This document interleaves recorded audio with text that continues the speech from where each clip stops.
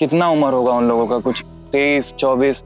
और मैडम वो लोग जेल चले जाएंगे तो क्या होगा उनके फ्यूचर का। यही लॉजिक है छुटंकी का। हम सवाल छुटंकी से करते हैं, जवाब तुम क्यों देते हो? क्योंकि छुटंकी ही हमको बोली है, यहाँ आते आते प्रॉमिस ली है। तुम बात करना रुमाल, हम इतना झूठ नहीं बोल पाएंगे। तुम बोलो छुटंकी। मैडम रुमाल सही कह रहा है। हम भी यही चाहते हैं। मैडम हम केस वापस लेना चाहते हैं। मैडम अगर ये केस वापस भी ले लेते हैं ना तो पुलिस केस बनता है। मैडम लेकिन हम केस वापस लेना चाहते हैं। उनको रिहा कर दीजिए प्लीज। कहीं कोई आपको धमकी तो नहीं दे रहा? कोई जोर जबरदस्ती, घर या बाहर? नहीं, बिल्कुल नहीं।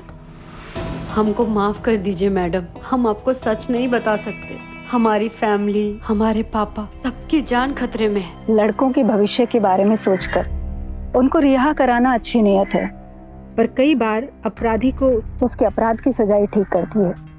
फिलहाल हम सुलह कॉम्प्रोमाइज के आधार पर मैं प्रपोजल ही रख सकती हूँ, बाकी फैसला कोर्ट का होगा।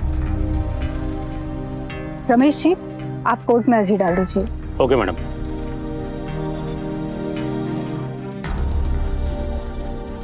Thank you madam, thank you. तुम्हारा कोई भी कदम बिना मकसद के नहीं होता, पर पता नहीं क्यों इस बार हम तुम्हारा मकसद नहीं समझ पा रहे हैं। एक एक चाय हो जाए।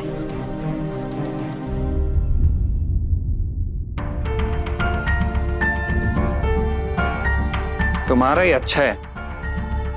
क्या अच्छा है? यही खुद ही केस वापस लेने का फैसला ले ली, हमसे झूठ बुलवा दी डीएम के सामने कि डीएम साहिबा लड़के हैं, इतना कम उम्र में जेल, फ्यूचर बर्बाद हो जाएगा। अरे हमको समझ में नहीं आ रहा है कि जब तुमको फ्यूचर ही बचाना था तो केस काहे की तुम? वजह नहीं जानते हो क्या तुम? हम सब जानते हैं वजह, कि किसी का सपना आया, कोई डर से थर थर थर थर कांपने लगा। हमको तो समझ में नहीं आता कि वो सपना सच भी था कि नहीं। माने हम झूठ बोल रहे थे।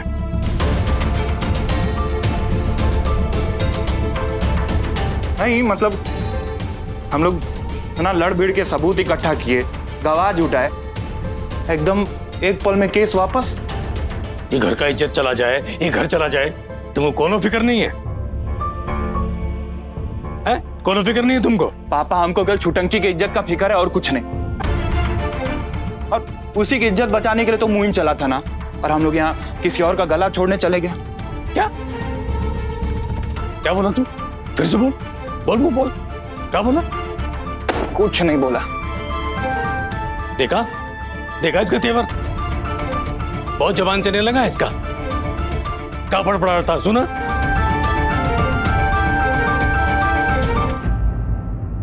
ओह, हमको तुम्हें कुछ बोलना था। हाँ पापा बोलिए ना। वो क्या है ना कि थैंक यू।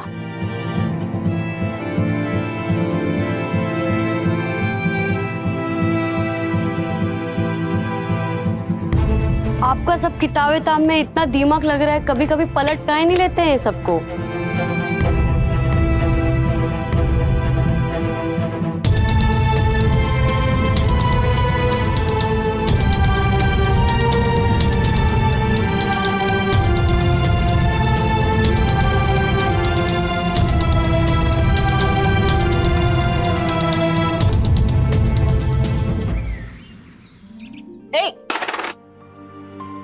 No cheating. आप हमसे जीत नहीं पाएंगे। वो क्यों? क्योंकि हम बहुत लकी हैं। कैसे मालूम? हमारे पास आप जो हैं तो लकी तो हुए ना। चलिए। इन्हें दवा नहीं, कैलाश चाहिए। लेकिन कैलाश भैया को भाभी नहीं चाहिए। आपके मनोविज्ञान में इस मर्ज की कोई तो दवा, कोई तो थेरेपी होगी। मैं पिछले 15 सालों से साइकोथेरेपी कर रही हूँ। छुटंकी, इसमें इलाज व्यवहार प्रेरित होता है।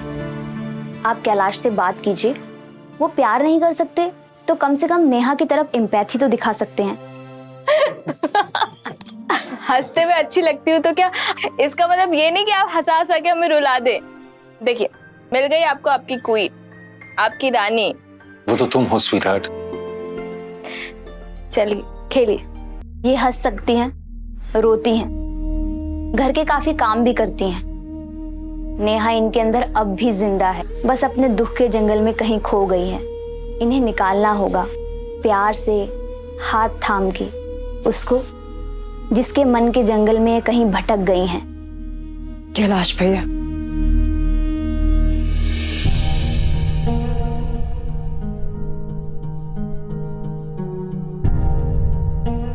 In the river of love, I swim deep, fathomless depth, no grief. Stuck to my being, I dwell. In your heart, a sea, tranquil. प्यार के दरिया के विराट गहराइयों में, निर्विषाद, तुम्हारे हृदय के प्रशांत सागर में बिंद गई मैं। कैसी लगी हमारी कविता? बहुत भावुक हैं ये। अगर जल्दी कुछ नहीं किया तो ये अपने दुख के जंगल में सदा के लिए खो जाएंगी। Do something and do it fast.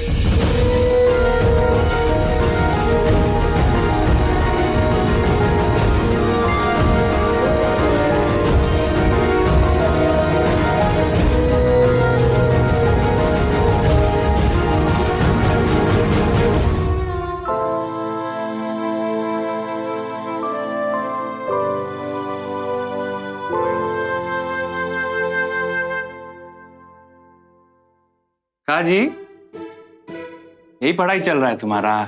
ये पढ़ाई दिख रहा है तुमको? हाँ वही तो, हम भी बोले कि कोई मेधावी छात्र ये फिसड्डी जैसा कैसे बिहेव कर रहा है। ए खबरदार, ये फिसड्डी बोला हमको। लगी ना, लगा ना तुमको बुरा? सच बोलने पर ना ऐसा इरिटेशन होता है।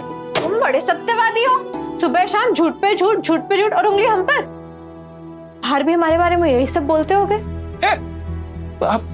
हम बाहर तुम्हारे बारे में कहाँ बोलते हैं? हम तो दूसरों से लड़ते हैं तुम्हारे लिए। क्या? किससे लड़े तुम? फिर हाँक दिया ना लंबा। अब हाँ, हाँकते तो हैं हम कभी कभी, और तुमको लेके कभी नहीं हाँकेंगे। जानती हो तुम, एक रोज पापा धर लिए हमको तुम्हारे चलते। क्यों, क्या किया तुम कि पापा तुमको धर लिए? हम उस दिन जा रहे थे ना वो बरामदा में,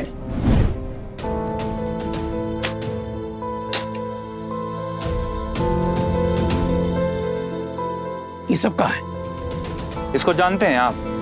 इसको किसको? वही जो इतना इतना प्राइज जीता है उसको। ये क्या तमाशा है? मंजली कुमारी, ये तो मंजली का है। ये सब तू काहे लेके आया? ये पढ़िए। क्या है ये सब? अरे पढ़िए तो। क्या तमाशा लगा रखा है? पहले प्राइज फिर डायरी। अरे हमको नहीं पढ़ना।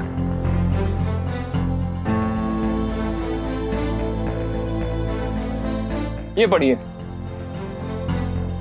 जीता तो हर इंसान है, पर किसी मकसद के लिए, एक सपने के लिए जीना, एक लक्ष्य के लिए जीना कितने लोगों के लिए संभव हुआ, कितने लोगों ने किया, पर मुझे करना है। कुछ बन के दिखाना है, कुछ करके दिखाना है, और किसी को नहीं, अपने आप को। ये सब तू हमको काहे दिखा रहा है? सब छोड़िए, आप आगे की एक और लाइन पढ़िए। अरे क्या है ये सब? अरे पढ़िए तो, देखिए पढ़िए। शादी के खूंटे से बांध के मुझे कोई मेरे लक्ष्य से विदा कर दे, ऐसा मैं होने नहीं दूंगी।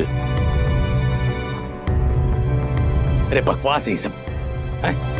अरे टाइम पे शादी नहीं होगा तो कब होगा? टाइम पे होना चाहिए ना, और जो करना है वो कर लो शादी के बाद। किसने रोका है? बुढ़ापे में शादी करोगे? देखिए पापा जी, ना मंजली बूढ़ी हुई है और ना शादी। अरे सब कुछ एक साथ हो जाएगा तो लक्ष्य कैसे इंसान पा सकता है? आज देश में इतना ज्यादा कंपटीशन है, लाखों लाख लड़का लोग कंपटीशन की तैयारी कर रहा है, और वहां एक लड़की चूल्हा चौका, अब बच्चा बोतल में उलझ जाएगी तो अपना लक्ष्य कैसे पार कर पाएगी? पापा जी हमको तो ये समझ में नहीं आ रहा कि आप मंजली की शादी कहाँ करने तुले पड़े हैं। एक तो एक नंबर का पंडितवा ना। ए, तमीज से बात कर। पंडितवा नहीं, पंडित जी। जो भी है वो पंडित जी, वो एक नंबर का लालची इंसान है।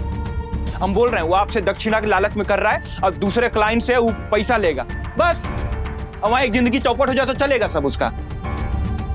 तू हमारा बाप बनना बंद कर, समझे? अभी जिंदा है हम।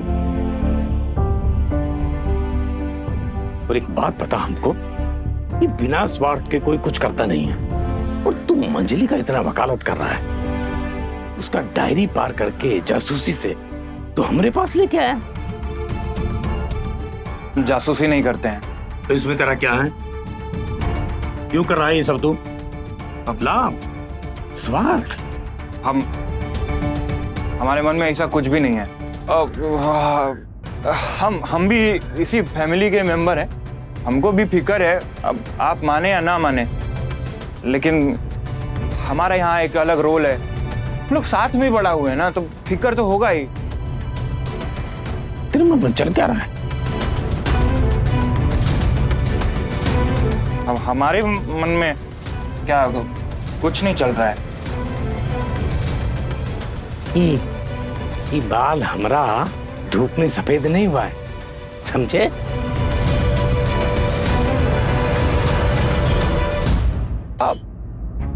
आप हेयर डाई यूज करते हैं ना, वो सब इसी वजह से होता है। कोई भी खिजाब हेयर डाई यूज करेगा तो बाल सफेद हो जाएगा, हम करेंगे तो हमारा हो जाएगा। मजाक कर रहा है तू हमसे? अरे हम कहाँ मजाक करेंगे आपसे। अब ये बताइए, हर महीने 350 रुपए का तो हेयर डाई हम ही लाते हैं ना आपके लिए दुकान से जाके। हाँ, तो अब हम तो सुने हैं कि ज्यादा हेयर डाई लगाने से जो रहा सा बाल है ना वो भी सफेद हो जाता है। अच्छा। हाँ, और आप तो एकदम जवान दिखते हैं। देखिए एकदम स्किन एकदम आपकी टाइट है। हाँ देखिए, लेकिन पापा जी अब एक तो बात बोलते हैं, माइंड मत करिएगा। पता है क्या, अगर हेयर डाई ज्यादा यूज करेंगे ना तो आपका बाल सफेद होगा और आप एकदम शुतुरमुर्ग जैसे लगेंगे। बब्बन की अम्मा बोली। कौन बब्बन? अरे वही वो बड़की दीदी की हल्दी नहीं आई थी, अपनी पड़ोसन। वो बोली कि शर्मा जी ओल्ड हो गए हैं। हाँ, और नहीं तो क्या, ऐसा बोली वो। ये भी बोल रही थी ना कि बुढ़ौती चढ़ रहा बा उनके। हाँ यार मलवा, हाँ बोलिए ना। कल तो किराना से हेयर डाई लेके आया? हाँ, वो तो कल ही गए थे, लेके आ गए थे हम। वापस कर दे, उलाला से 350 रुपए लेके आना और हमका देना। हा? पापा जी अब छोड़िए भी, अब आप हमारी बात काहे मानेंगे। अरे जा ना, अरे काहे दिमाग चाट रहा है, जा।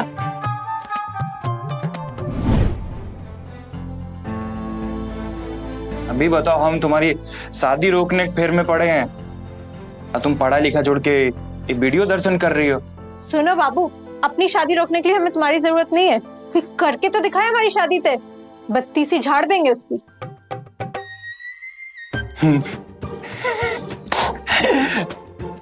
पापा का भी झाड़ेंगे नहीं, ब्रश करवा देंगे। मस्ती करती है तुम। अरे सच में ना, उस दिन पंडित पूरा पोथा पतरा लेके चढ़ गया था तुम्हारी शादी के लिए। हाँ, वो तो हम